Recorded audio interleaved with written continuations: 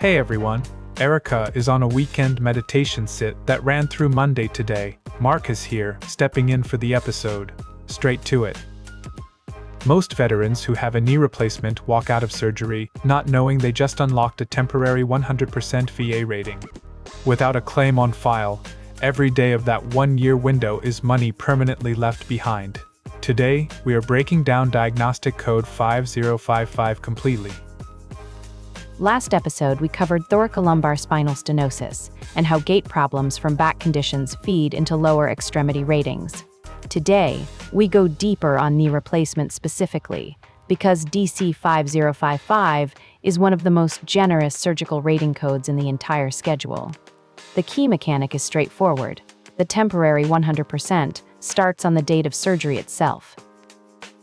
To put a number on it, the 2026 monthly rate for a veteran with no dependents at 100% is $3,938.58. That rate starts the day of the procedure, not the day the VA processes the claim. And Grace, the important thing after that 1-year mark is the 4 guarantee. Even if the surgery goes perfectly and the veteran is walking without a limp, DC 5055 locks in a minimum of 30% for residual symptoms. The VA cannot go below that after a total knee replacement. That 30% floor is what separates a surgical code from a pure range of motion code, and it is the reason timing your claim around the surgery date matters so much. We are going to walk through exactly how to do that. Give me 60 seconds to introduce the panel. Nova here. The cleanest insight is usually the crossover insight. Grace here. I will point at the quiet move that changes the game. Kai here. I came to cut the learning path to the bone. Perfect setup. Now the payoff. After the 1-year temporary period ends, the VA schedules a compensation and pension exam to evaluate residuals. No matter what that exam finds, the minimum rating post-convalescence is guaranteed at 30%. But 30% is the floor, not the ceiling. DC 5055 also provides for higher ratings when the veteran has persistent pain with use, instability on weight bearing, or significant limitation of flexion or extension that limits daily function. Grace, the 60% threshold is where things get serious. Veterans with severe chronic pain, marked limitation, and documented instability can hit 60% as their post-convalescence floor. That is more than double the standard minimum. Those residuals need to be captured in every medical note before the C&P exam. C&P exam at around 12 months is the single most important medical event after the surgery. The examiner's findings lock in the residual rating tier. Veterans should document every complaint before that appointment. Swelling, stiffness, and giving way on stairs should all appear in the clinical notes. Filing timing is where veterans leave the most money on the table. The ideal move is to file the claim for DC 5055 before surgery, or at the very latest, on the day of the procedure itself. The reason that matters is effective date. When a claim is already on file at the time of surgery, the VA can assign the surgery date as the effective date for the 100% rating. That means benefits can be backdated to the day of the procedure rather than the day the VA finished processing the claim. Imagine a veteran who had surgery in January and did not file until April. Those 3 months at 100%, nearly $12,000, are gone forever. The claim gets an April effective date, not a January one. That is the gap that keeps veterans up at night once they realize what happened. There is another angle worth flagging here. That 1-year temporary 100% also opens the door for total disability based on individual unemployability, or TDIU, as a supplemental pathway during recovery if the veteran cannot work. We have a full episode on TDIU, but the surgical 100% counts toward the rating threshold needed to apply. After the temporary 100% ends, the residual rating is not just a flat number. It can also be augmented by a range of motion findings under separate diagnostic codes. DC 5055 sets the floor, but residual range of motion is still rateable on top of whatever the floor gives you. To put specific numbers to it, flexion limited to less than 30 degrees rates 50%, less than 45 degrees rates 30%. Bradab, contrastated as also 2000, 60 degrees rates 20%. Those are the thresholds the CNP examiner is measuring, so the veteran needs to demonstrate actual functional limitation, not just surgical history. Wait until you see how many veterans miss the instability angle.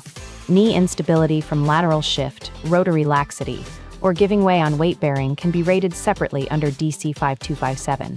That code covers knee instability as a distinct condition from limitation of motion, so those symptoms are not pyramiding when properly documented. CHI, that is where a nexus letter from the treating orthopedic surgeon becomes critical. A letter that links instability and pain with weight bearing to the replaced joint and ties those symptoms to military service gives the rater clear evidence for each separate claim component. Generic surgical records alone often leave residual symptoms unrated. Here's a detail that surprises a lot of veterans. If the replacement fails or wears out and requires revision surgery years later, that revision triggers a brand new 1-year temporary 100% period from the revision date. The code does not limit you to a single temporary period per knee, TEA. Each surgery restarts the clock. And the story does not end with the replaced knee. Under 38 CFR 3.310, a condition caused by a service-connected disability is itself service-connected as a secondary condition. The opposite knee is a textbook example. Years of compensating for the primary knee by limping and shifting weight systematically overloads the contralateral joint. DAO, the nexus for the contralateral knee, is altered gait. If treatment records document that the veteran has been walking abnormally due to the primary knee condition, and the opposite knee subsequently shows degeneration or replacement level damage, a physician can connect those two findings with a nexus letter citing the altered gait mechanism. NOVA, do not forget the bilateral factor. When both knees are service-connected and rated, the combined rating calculation includes an additional 10% added to the combined value before the final rating is rounded. It is a small boost, but it is there in the regulation, and veterans should make sure their claims specialist accounts for it.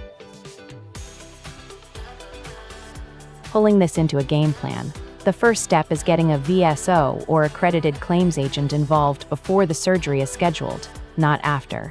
They can file an intent to file, or a formal claim that establishes the effective date before the procedure happens.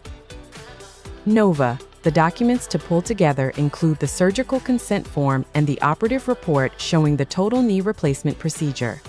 Add all pre-operative orthopedic notes and the service treatment records that establish the original knee injury during military service. After the CNP exam happens around the 12-month mark, request a copy of the examination report within 30 days.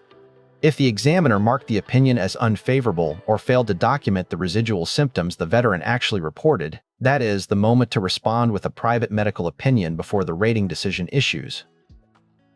If you forget everything else in this video, remember, DC 5055 gives you 1 full year at 100% after a total knee replacement. That window only opens if the claim is on file before or on the day of surgery. File early, document your residuals thoroughly, and do not overlook the opposite knee as a separate secondary claim. Drop in the comments, did you file before your surgery or after? Okay, it is quiz time. Let's find out what's stuck. Think through each question carefully before you answer. You do not have to comment. You do not have to share. Just the like and the subscribe. 2 taps. Under diagnostic code 5055, how long does a veteran receive the temporary 100% rating after a total knee replacement?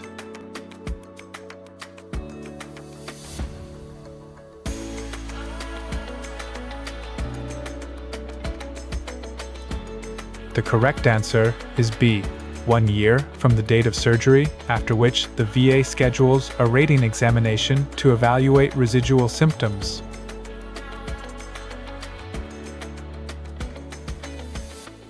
After the 1-year temporary period under DC 5055, what is the minimum residual rating a veteran receives for a total knee replacement?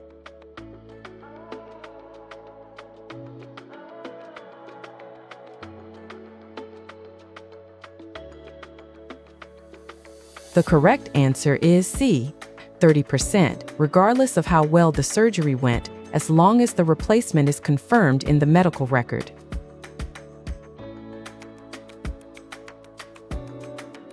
If a veteran who already received a temporary 100% for a total knee replacement later requires revision surgery on the same knee, what happens to the rating?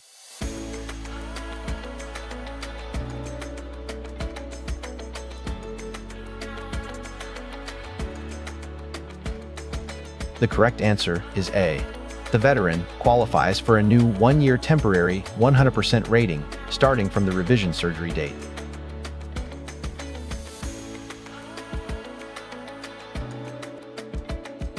Here is today's key takeaway. DC 5055 hands you 1 year at 100% the day of surgery. You get a guaranteed 30% floor after that, and a secondary claim pathway for the opposite knee. None of that happens unless the claim is on file before you go under the knife. 3 years from now, you will look back on the day you filed that claim before surgery as one of the best financial decisions of your post-service life. Next episode, the one hip replacement code that follows the exact same 1-year pattern and why your knee's altered gait creates a nexus the VA cannot legally ignore. Subscribe so you do not miss that one. One episode at a time, one claim at a time. Fall to your training, not to the moment. Train accordingly. See you next time. AG. Cast from Erica. She says she is proud of the cast and she is also slightly jealous of how well that hook landed. Marcus, signing off.